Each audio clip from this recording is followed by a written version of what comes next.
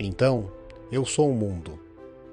O que é a consciência e como a expandir? Em segundos, todo meu campo de visão foi engolfado pela fumaça escura e rodopiante. O espaço ao meu redor se fraturou em 1000 hexágonos e se estilhaçou. A velocidade com que isso aconteceu não deixou tempo para me arrepender da situação em que me meti. Como fui sugado para um buraco negro, meu último pensamento foi que, com a morte da luz, eu também morreria. E eu o fiz.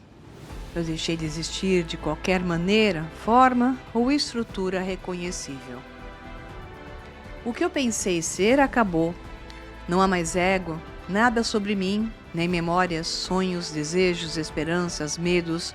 Tudo de pessoal foi despojado. Não sobrou nada além de um não eu, um não ser. O que eu pensava existir, essa essência restante, não era homem, mulher, criança, animal, espírito ou qualquer outra coisa. Não queria nada, não esperava nada de nada ou lembrava de qualquer coisa. Mas eu tive experiências, eu vivi essas coisas. Surgiu um ponto de luz branca e fria de intensidade insuportável, incapaz até mesmo de conceber o desvio do olhar, pois não havia distanciamento. Não havia esquerda ou direita, cima ou abaixo, frente ou trás, longe ou perto. Não havia uma tela preta sobre a qual a luz existisse, pois não havia espaço. E não existiam outros atributos, cor, movimento, nenhuma textura, nenhum som ou silêncio, nenhum cheiro, nenhum corpo, nenhum prazer, nenhuma dor. A existência era de um universo atemporal convulsionado em uma luz ardente e gélida. Isso e uma profunda sensação de terror e êxtase. O horror da pura experiência, durando indefinidamente, pois não havia percepção do tempo. A experiência não foi breve nem longa, simplesmente foi. O que restava da minha mente despedaçada percebeu algo sublime, a fornalha ardente da existência. A ciência explica o mundo da matéria e da energia, dos átomos e das galáxias, utilizando um punhado de leis da física e da química, complementadas ao lidar com o orgânico pela ideia da evolução por seleção natural.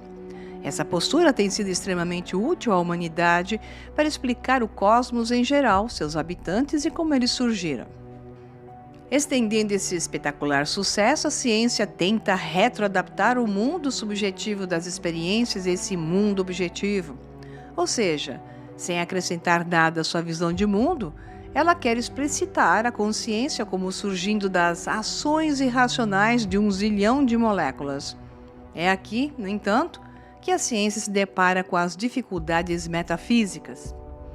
De fato, essa abordagem está invertida. A primazia é da consciência, não do mundo objetivo. Nesse tipo de experiência, momento atemporal, não havia mundo, nem corpo, nem coisa alguma. O que restava da minha mente nua havia deixado o campo gravitacional do eu, o campo de força dentro do qual vivemos todas as nossas vidas.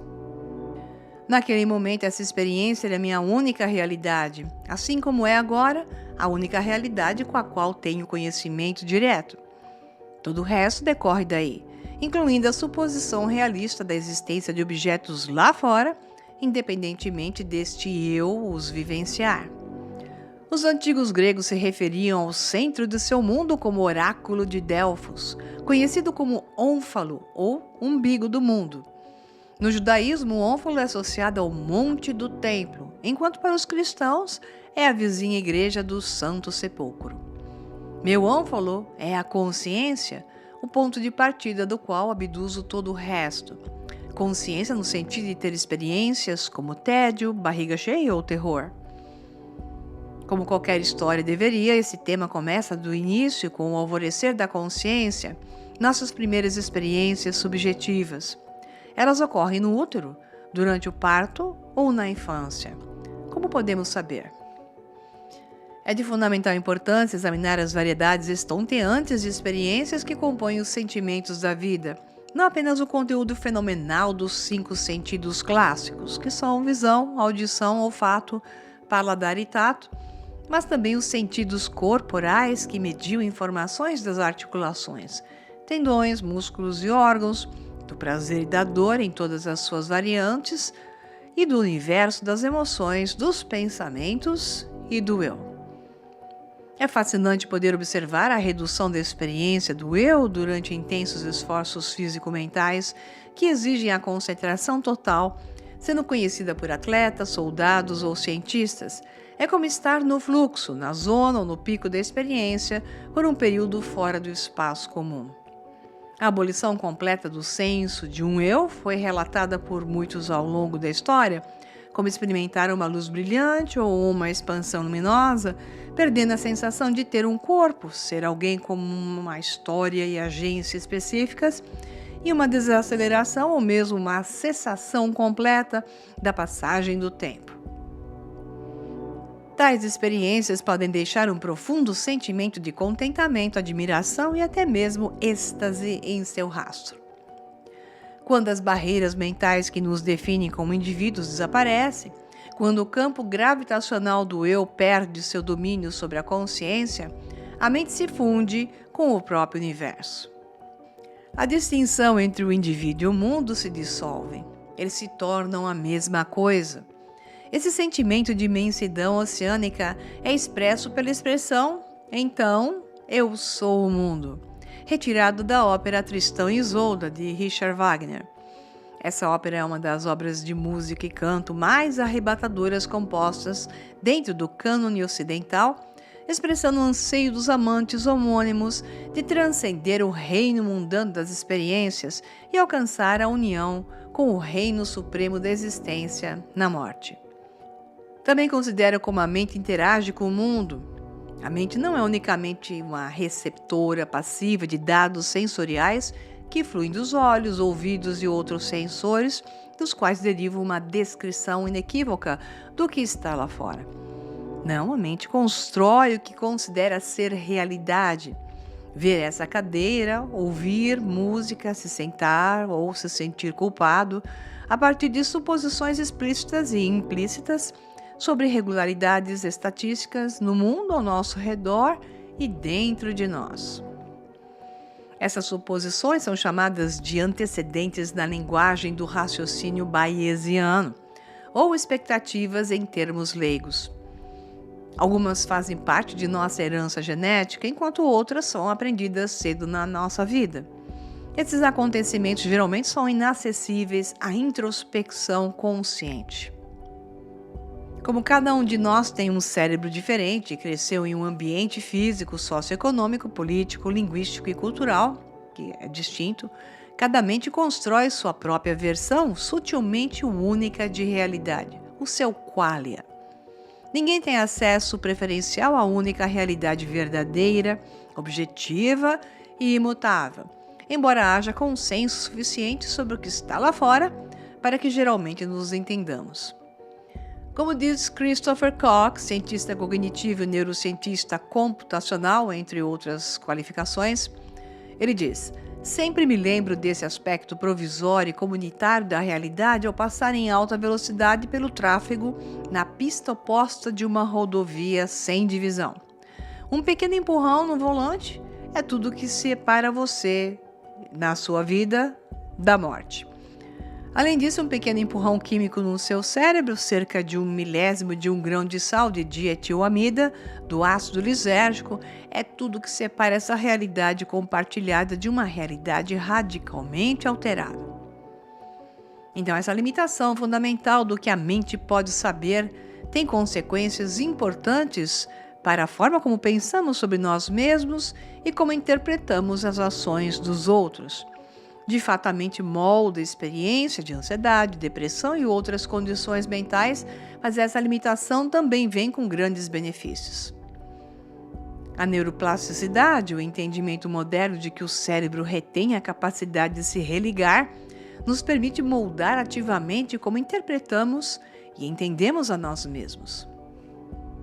Não somos apenas vítimas indefesas do destino, mas somos os agentes encarregados de nossa própria narrativa, para o bem ou para o mal, vitoriosos ou derrotados. Essa modelagem forte de nossas atitudes em relação a eventos além do nosso controle tem profundas consequências para o bem-estar e a doença. Pesquisas demonstraram os esforços dos filósofos para entender como o mental se relaciona com o físico. Como a experiência chega ao mundo, tem sido um mistério permanente desde os primeiros dias de pensamento registrado. Aristóteles alertou seus leitores há mais de 2000 anos que alcançar qualquer conhecimento seguro sobre a alma é uma das coisas mais difíceis do mundo. A mente é radicalmente diferente das coisas que compõem o cérebro e tudo mais. A mecânica quântica é a relatividade geral, a tabela periódica dos elementos químicos, as sequências infinitas de nucleotídeos ATGC que compõem nossos genes. Tudo isso parece descrever o físico, não o mental. Digo, parecem, porque a mecânica quântica demonstra que não existem eventos independentes do observador, abrindo a porta para a consciência entrar no nível básico da realidade.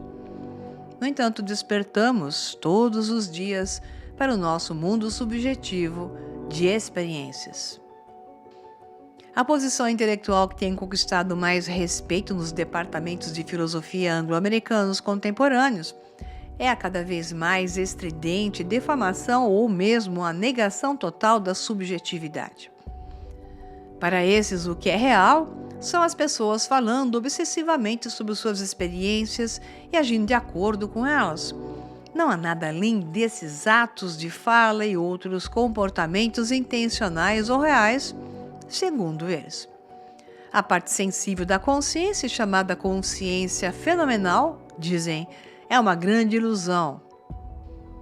Além disso, o livre-arbítrio, nossa capacidade de deliberar sobre uma bifurcação iminente e de decidir qual caminho seguir, também é jogado sobre um ônibus da ilusão. Essa rejeição da realidade da experiência vivida constitui uma rejeição alucinante daquilo que nos é imediata e indubitavelmente dado. É também profundamente anti-humanista, privando-nos daqueles atributos que nos diferenciam das máquinas, da verdade, nos equiparando a elas. O mesmo acontece com alguns pensadores contemporâneos que insistem contra a evidência de seus próprios sentidos, que experiências não existem. Verdadeiramente espantoso isso, nos levando a acreditar que nossas experiências são falsas. Felizmente, a consciência não pode ser cancelada para sempre. O mental, tendo se recusado a ceder, está retornando com força total. De fato, a roda está voltando para compreensões muito mais antigas de experiência, incluindo o idealismo, cuja origem é nos Upanishads Vedas, e a proposição de que, em última análise, até mesmo a matéria e a energia são manifestações mentais, e o panpsiquismo, a escola de pensamento que defende que todas as criaturas e talvez até a própria matéria são animadas, que se sentem como algo, um humano ou mesmo um morcego.